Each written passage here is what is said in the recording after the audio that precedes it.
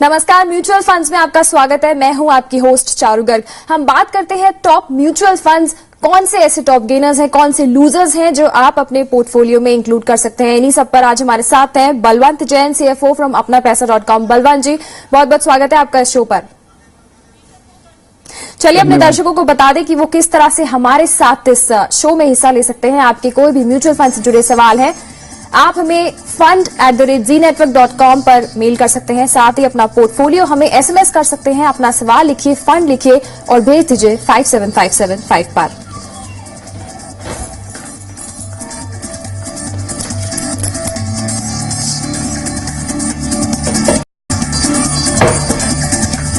चलिए, हमारे साथ हमारे पहले दर्शक हैं वासुदेव छवन है पुणे से। वासुदेव, स्वागत है आपका, सवाल पूछिए अपना।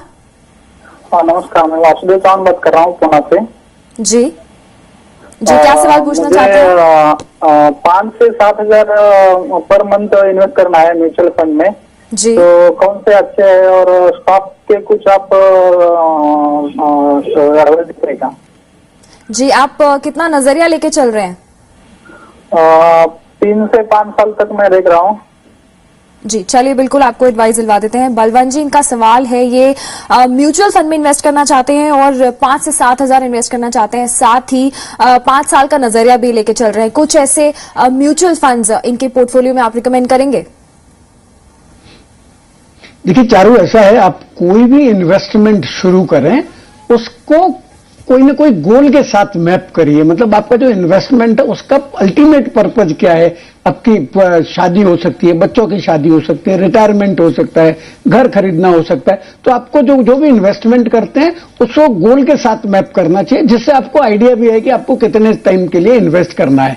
अब जैसे वासुदेव जी को बता रहे हैं कि 7-1 हजार रुपया इन्वेस्ट करना चाहते हैं और 3 से 5 साल का पीरियड है। मेरा सुझाव, अगर आपका 5 साल से ऊपर का समय है तो आप इक्विटी रिलेटेड कोई भी प्रोडक्ट में इन्वेस्ट कर सकते हैं। अगर 5 साल से जैसे 3 साल का बोल रहे हैं तो फिर मैं इक्विटी ओरिएंटेड या इक्विटी लिंक स्कीम कोई भी नहीं बता पाऊंगा। मैं प्रिज्यूम करता हूं आपके पास इन्वेस्टमेंट ओरिजिन 5 साल का है, 5 से 10 साल के बीच में। तो आप, मेरा सुझाव है, आप जो बैलेंस्ड फंड होते हैं जिसमें डेट और इक्विटी दोनों होती है, इक्विटी 70 से 80% के आसपास होती है और डेट 20 से 30% के आसपास होता है, उसमें आप इन्वेस्ट करिए। जिसमें क्या होता है कि आपका जो डेट और इक्विटी का जो बैलेंसिंग है वो भी ऑटोमेटिक हो जाता है। जब मार्केट वैल्यू बढ़ जाती है शेयर्स की तो वो थोड़ा उसमें से डेट में ट्रांसफर कर देते, और जब कम होती है तो डेट में से इक्विटी में ट्रांसफर हो जाता है। तो आपको जो ऑटो बैलेंसिंग वगैरह है, असेट एलोकेशन अपने आप को खुद करने की जरूरत नहीं है, वो फंड मैनेजर कर सकता है। और इसके लिए मैं आपको जो 2 फंड है वो सुझाव दूंगा। एक ICICI प्रू का बैलेंस फंड है जिसमें आप, अगर आपको 7 हजार इन्वेस्ट करना है तो 3,500 रुपए उसमें इन्वेस्ट कर दीजिए। और दूसरा जो फंड है उसे HDFC, उसका HDFC का बैलेंस फंड है, उसमें आप 3,500 रुपए इन्वेस्ट कर दीजिए। और हिस्टोरिकली 12% से ज्यादा रिटर्न आए हैं, तो मैं 12% रिटर्न प्रिज्यूम करता हूं। तो अगर आप 5 साल तक अगर इन्वेस्ट करते हैं तो आपको 5.5-6 लाख तक का 5 साल बाद में आपकी जो इन्वेस्टमेंट है वो वैल्यू हो जाएगी। और जो मैं बता रहा हूं 3,500 रुपया, वो आप सिस्टमेटिक इन्वेस्टमेंट प्लान के जरिए इन्वेस्ट करिए। हर महीने 3,500 रुपया ये दोनों स्कीम में इन्वेस्ट करना शुरू कर दीजिए। जी बलवंत जी, नजरिया जो है थोड़ा ये मध्यम अवधि का लेके चल रहे हैं, 5 साल इनका नजरिया है। और आपने फंड्स भी रिकमेंड करे, ICICI focus blue chip, HDFC balanced fund, दोनों ही कैटेगरी आपने बताई। इनका परफॉर्मेंस भी हमने देखा है लास्ट 5 इयर्स की अगर बात करें, इनका रिटर्न हमें अच्छा देखने को मिला है। इनके अलावा अगर ये टाइम होराइजन अगर 10 साल से ऊपर ये बढ़ा के चले तो किसी और फंड में आप इनको रिकमेंड करेंगे? SIP कर सकते हैं ये? देखिए चारू, ऐसा है, अगर 10 साल से ज्यादा का टाइम होरिजन है तो इक्विटी निस्संदेह बहुत अच्छा रिटर्न देती है। तो उसमें बहुत सारी स्कीम्स हैं। आप अपनी जो कंट्रीब्यूशन है, जो इन्वेस्टमेंट है, वो 2 भाग में 3 भाग में डिवाइड कर सकते हैं। लार्ज कैप में डाल सकते हैं, मिड कैप में डाल सकते हैं। तो जैसे आपको अगर 10 साल से ज्यादा का टाइम होरिजन है तो आप UTI अपॉर्चुनिटीज फंड है, ICICI प्रू फोकस्ड है, और मिड कैप के लिए IDFC प्रीमियर है। ये जैसे 3 है, 3 कॉम्बिनेशन में 1/3 करके आप पैसा डाल सकते हैं। तो बैलेंस फंड से भी बेहतर रिटर्न आएगा। मैं कम से कम समझता हूं अगर आपका 10 साल का टाइम ओरिजिन है तो 15% के आसपास आपका रिटर्न आ सकता है। जी, चलिए सारी कैटेगरीज आपको बता दी गई हैं और बैलेंस्ड कैटेगरी के फंड्स भी बताए गए हैं, इसमें आप इन्वेस्ट कर सकते हैं। इसके रिटर्न्स भी अगर आप देखें तो इसमें अच्छे रिटर्न्स देखने को मिलेंगे। चलिए अगले दर्शक है हमारे साथ, राजदीप हैं असम से। राजदीप, स्वागत है, आपका सवाल पूछिए। हाँ, मैं मंथली 2000 इन्वेस्ट करना चाहता हूँ। मैं 15 से 20 साल तक इन्वेस्ट करना चाहता हूँ। ओके, तो SIP में तो कौन सा ये अच्छा रहेगा? राजदीप, आपने कोई किसी फंड में आपने अभी तक इन्वेस्टमेंट करा हुआ है? नहीं किया है। तो फर्स्ट टाइम आप म्यूचुअल फंड में इन्वेस्ट करने की सोच रहे हैं? हाँ। चलिए, बलवंत जी फर्स्ट टाइम इन्वेस्टर हैं ये म्यूचुअल फंड में और 2000 मंथली स्मॉल अमाउंट है फिलहाल, ये स्मॉल अमाउंट से ही शुरुआत करना चाहते हैं, लेकिन नजरिया ये थोड़ा लंबा रख रहे हैं, 15-20 साल का। इनको क्या रिकमेंड करेंगे आप? देखिए चारू, राजदीप जी को जैसे लंबा समय है तो मैं तो प्योर इक्विटी की जो स्कीम्स है वही सजेस्ट करूंगा। फिर पर वापस उनको मैं कहना चाहूंगा कि जो इन्वेस्टमेंट शुरू कर रहे हैं वो अपने गोल के साथ में मैप करें कि भाई ये पैसा मेरा इस गोल के लिए। जिससे क्या है, अगर आप कभी भी सिर्फ बंद करने का भी सोचेंगे तो आपको लगेगा कि नहीं मेरा ये गोल पूरा नहीं हो पाएगा, तो थोड़ा आपका सेंटिमेंटल अटैचमेंट भी हो जाएगा। जैसे ये 2000 रुपया पर मंथ इन्वेस्ट करना चाहते हैं तो मेरे हिसाब से 2 स्कीम बताना चाहूंगा मैं, UTI अपॉर्चुनिटी फंड और ICICI का जो प्रूफ फोकस्ड फंड है उसमें पैसा डालें। तो अगर 20 साल जैसे 2000 का अगर शिफ्ट किया तो 20 साल में इनको करीब 30 लाख रुपए तक का इकट्ठा हो जाएगा। और मेरा एक और सजेशन रहेगा चारू, जो भी व्यक्ति इक्विटी म्यूचुअल फंड में इन्वेस्ट करता है उनको अपना जो इन्वेस्टमेंट का पोर्टफोलियो है पीरियडिकली रिव्यू जरूर करना चाहिए, क्योंकि कोई फंड हाउस ने या कोई फंड स्कीम ने हिस्टोरिकली अच्छा रिटर्न दिया है तो जरूरी नहीं भविष्य में भी वो अच्छा रिटर्न आपको देंगे। तो आप कम से कम साल में एक बार जो है वो रिटर्न जो है उनका बेंचमार्क है उससे कंपेयर कर दीजिए। अगर बेंचमार्क से अगर रिटर्न कम आ रहे हैं तो आपको शिफ्ट कर देना चाहिए, परंतु अगर बेंचमार्क के भी रिटर्न कम आ रहे हैं और स्कीम के भी रिटर्न कम आ रहे हैं तो आपको घबराने की जरूरत नहीं है, क्योंकि वो मार्केट का पोजीशन है। परंतु अगर scheme as compare to benchmark अगर रिटर्न बराबर नहीं दे पा रही है, मतलब स्कीम की परफॉर्मेंस बराबर नहीं है, तो वो आपको स्कीम में जो शिफ्ट है वो बंद करके जो उस समय जो स्कीम अच्छा परफॉर्म कर रही है उसमें शिफ्ट कर देना चाहिए। और जो एग्जिस्टिंग इन्वेस्टमेंट है उसमें आपका जैसे लॉक इन पीरियड होगा 1 साल तक का, और उसके 1 साल पूरा होने के बाद में जो एक्यूमुलेटेड इन्वेस्टमेंट है वो भी आप दूसरी स्कीम में शिफ्ट कर सकते हैं अगर आपकी स्कीम बराबर परफॉर्म नहीं कर रही तो। जी, चलिए बिल्कुल फर्स्ट टाइम इन्वेस्ट कर रहे हैं म्यूचुअल फंड में और इन फंड्स में इन्वेस्ट कर सकते हैं। ICICI blue chip UTI opportunities जो है ये रिकमेंडेड फंड्स है, आप इसमें इन्वेस्ट कर सकते हैं। और साथ ही कुछ बातों का इन्हें ध्यान रखना चाहिए, KYC इनको जरूर कराना चाहिए। फर्स्ट टाइम इन्वेस्ट कर रहे हैं म्यूचुअल फंड में तो थोड़ा जोखिम लेके भी ये इनको चलना पड़ेगा। चलिए कुछ और सवालों को भी हम शामिल करेंगे, अभी रुकते हैं एक छोटे से ब्रेक के लिए। आप देखते रहिए म्यूचुअल फंड्स।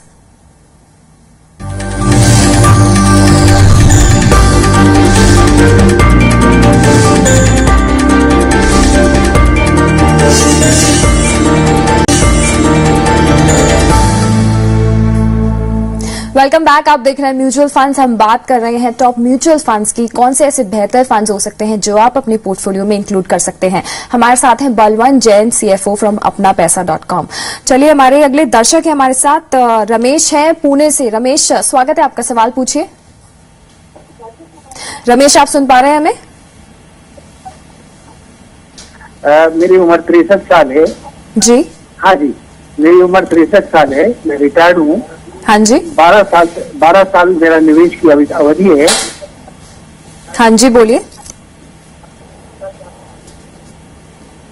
और निवेश का उद्देश्य है बच्चों के लिए कुछ पूंजी छोड़ जाना। जी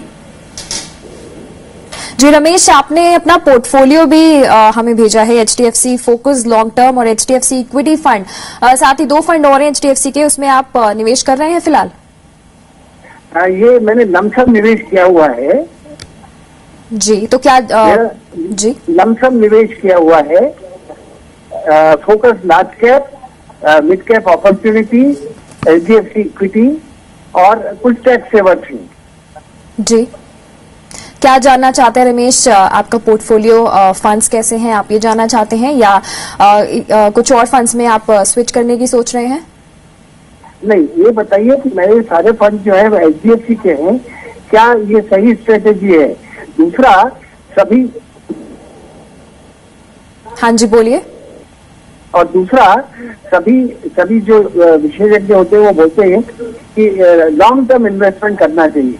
तो लॉन्ग टर्म का अर्थ क्या होता है? जी जी बिल्कुल रमेश, आपको आपके सवालों का जवाब हम दे देते हैं। फिलहाल मैं आपको ये बताना चाहूंगी, लॉन्ग टर्म इन्वेस्टमेंट अगर आपका 10 साल से ऊपर का आप नजरिया लेके चल रहे हैं उसको हम लॉन्ग टर्म इन्वेस्टमेंट बोलते हैं। साथ ही आपके पोर्टफोलियो में आपके जो फंड्स का चुनाव है वो फिलहाल सही है और आपने एक मुश्त निवेश भी कर रखा है। बलवंत जी, इनका पोर्टफोलियो अगर आप देख पा रहे होंगे, लमसम इन्वेस्टमेंट कर रखा है, कैसा लग रहा है आपको इनका पोर्टफोलियो? और किसी फंड्स में अगर आप इनको स्विच करने को कहेंगे तो?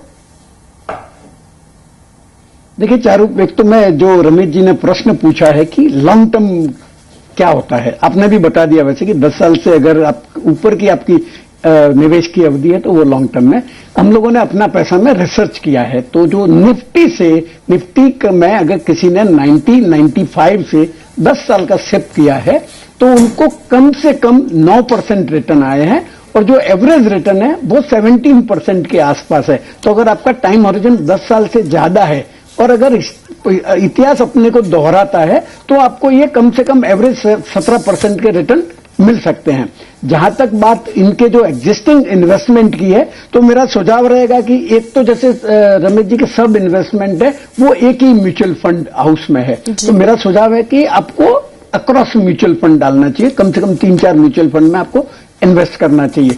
और जो इन्होंने इन्वेस्ट करके रखा है म्यूचुअल फंड में एग्जिस्टिंग जो है, तो HDFC जो फोकस लॉन्ग टर्म फंड है वो शिफ्ट कर सकते हैं ICICI प्रू फोकस में। और अगर HDFC से बाहर नहीं जाना चाहते हैं तो HDFC का टॉप 200 है उसमें शिफ्ट कर सकते हैं। दूसरा जो HDFC इक्विटी फंड है वो इतना बढ़िया परफॉर्म नहीं कर रहा है, तो वो अगर चाहे तो पूरा का पूरा लमसम है वो UTI अपॉर्चुनिटी फंड में शिफ्ट कर सकते हैं या फिर HDFC टॉप 200 में कर सकते हैं। उनका HDFC mid cap opportunity fund है वो अच्छा परफॉर्म कर रहा है, पिछले साल में उनका 40% के आसपास रिटर्न आया, तो वो मिड कैप अपॉर्चुनिटी फंड चालू रख सकते हैं। HDFC टैक्स सेवर काफी समय से अच्छा परफॉर्म नहीं कर रहा है, तो चाहे तो HDFC long term advantage fund में शिफ्ट कर सकते हैं या फिर फ्रैंकलिन इंडिया टैक्स शील्ड में डाल सकते हैं। और अगर इनको पैसा रमेश जी को सिप शुरू करनी है तो मैंने जो स्कीम्स बताई है उसमें वो सिप भी शुरू कर सकते हैं, ये जो एग्जिस्टिंग इन्वेस्टमेंट शिफ्ट करने के अलावा। जी चलिए, कुछ फंड्स इनको बताए गए हैं, ये उसमें स्विच कर सकते हैं और साथ ही कुछ फंड्स का चुनाव भी बताया गया है जिसमें ये अपना इन्वेस्टमेंट कंटिन्यू कर सकते हैं। अभी रुकते हैं, कुछ और सवालों को हम शामिल करेंगे। अभी रुकते हैं एक छोटे से ब्रेक के लिए, आप देखते रहिए म्यूचुअल फंड्स।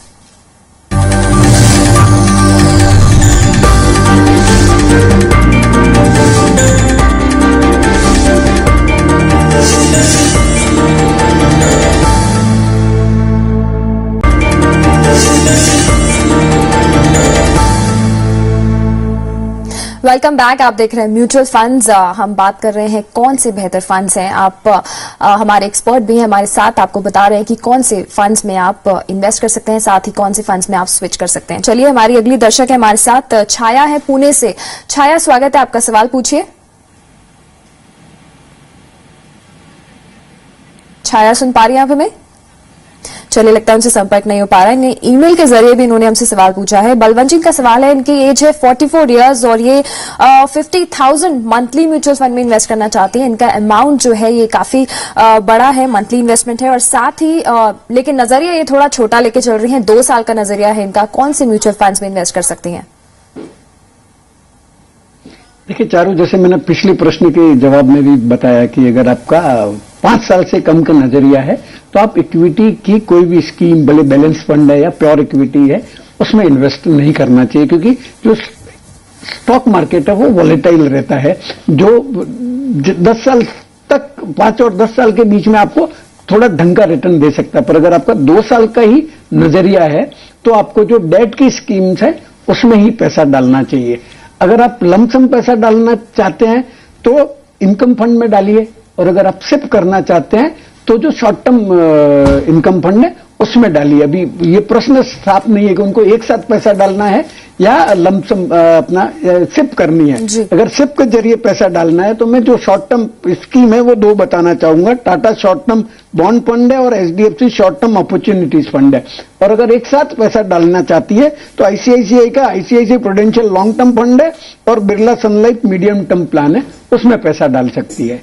जी, तो इनको और जो इनकम डेट फंड में पैसा डालते हैं, जैसे डेट फंड में पैसा डालते हैं तो उसमें क्या है, आपको इंडेक्सेशन का बेनिफिट मिलता है। उसकी वजह से जो आपकी टैक्स लायबिलिटी है वो कम हो जाती है। तो जो बैंक एफडी पे तो जो इंटरेस्ट आता है वो आपकी जो रेगुलर इनकम है उसमें ऐड हो जाता है। तो अगर आप मैक्सिमम मार्जिनल रेट में आते हैं तो आपका एफडी पर 30% का टैक्स लग जाता है। परंतु डेट फंड वगैरह में आप डालते हैं तो क्योंकि इस पर इंडेक्सेशन का बेनिफिट मिलता है और आपको 10% without indexation, 20% with indexation benefit है। और जो इनकम टैक्स का कॉस्ट इन्फ्लेशन इंडेक्स है वही पिछले 4-5 साल से 10%, 9% के आसपास आ रहा है। तो इफेक्टिवली आपका नेग्लिजिबल टैक्स आता है। तो बैंक एफडी में जैसे अगर आपको 9% आता है, इधर भी 9% आएगा, तो भी बैंक एफडी में 9% में 30%, 20% या 10% जो भी आपकी स्लैब रेट है वो इनकम टैक्स में चला जाएगा, वो आपकी सेविंग हो जाएगी। तो एफडी के सामने इनकम फंड में जो आपका अल्टीमेट रिटर्न आपके हाथ में है